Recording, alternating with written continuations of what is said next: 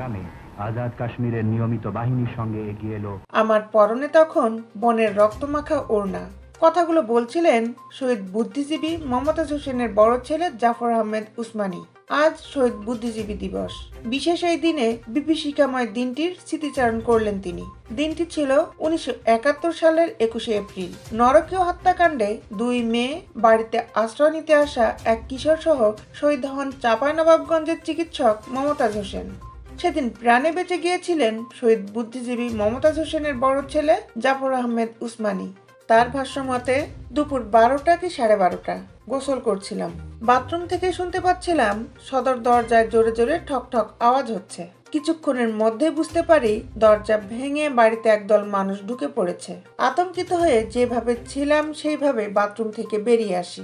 দেখি 11 কি 12 জন পাকিস্তানি সেনা দাঁড়িয়ে। তাদের দেখে তারে মেলা বড় বোনের ওড়নাটা লুঙ্গির মতো করে পরি।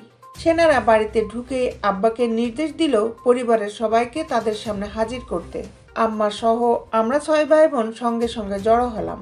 কিছুক্ষণ পরে বেরিয়ে এলেন আমাদের বাড়িতে আশ্রয় নেওয়া হায়দার চাচা, চাচি আর তাদের এক ভাগ্নে। তারা ভয় পেয়ে বাইরে আসতে বিলম্ব করেছিলেন বলে সেনারা ক্ষেপে গেল। আব্বা হায়দার চাচার পরিচয় দিতে গিয়ে বললেন, আমি একজন ডাক্তার, উনি আমার সহকর্মী। আব্বার সঙ্গে মূলত হায়দার চাচার বন্ধুত্বের সম্পর্ক। খুলনা থেকে এসে আমাদের বাড়িতে আশ্রয় নিয়েছিলেন। ওদিকে ডাক্তার পরিচয় পেয়ে মাথা ব্যথায় আক্রান্ত এক সেনার সদস্য আব্বার কাছে ওষুধ চাইল। আব্বা বাড়ির একটি ঘরের ডিসপেন্সারি থেকে ওষুধ দিলেন। ওষুধ দিতে দিতে সেনাদের উদ্দেশ্যে আব্বা বললেন, চাঁপাইনবাবগঞ্জ ইপিআর ক্যাম্পের অধিনায়ক তার পেশেন্ট।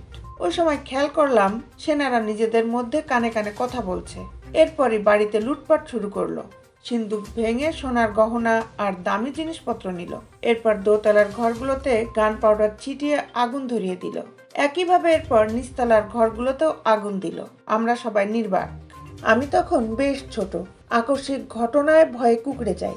আতঙ্কে কেউ কোনো কথাই বলতে পারছিলাম না। এরপর একটি ঘরে আমাদের ঢুকতে বলা হলো।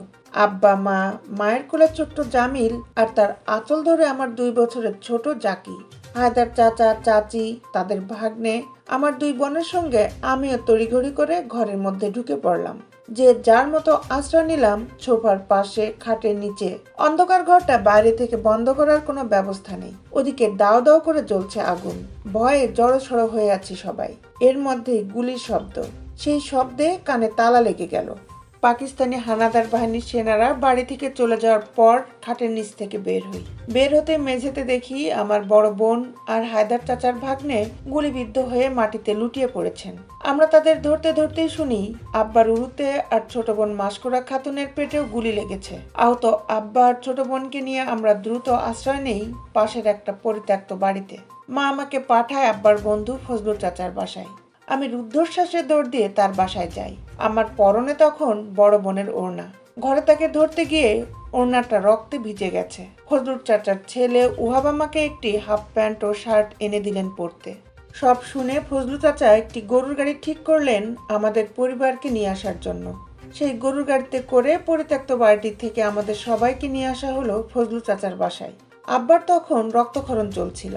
শরীর ধীরে ধীরে আরো নিস্তেজ হয়ে তিনি মৃত্যুর কোলে ঢলে পড়লেন।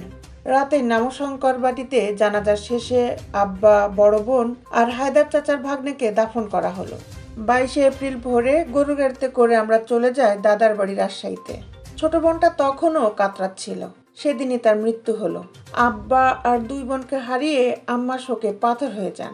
আব্বার বোনদের হারানোর দিনটির কথা মনে পড়লে এখনো গায়ে কাটা দেয়। মনে হয় এই তো সেদিনের ঘটনা।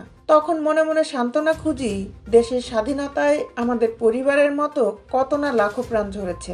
স্বজন হারানোর বেদনা তারা ভোগ করছেন। কিন্তু দুঃখ হয় এই ভেবে, এত সংগ্রাম, এত প্রাণের বিনিময়ে পাওয়া স্বাধীনতার সুফল আমরা পাইনি। আজও সাম্য ও ন্যায় বিচার প্রতিষ্ঠিত হয়নি। দেশ বিদেশের আপডেট নিউজ পেতে আমাদের সাথেই থাকুন। Justice television, Dhaka.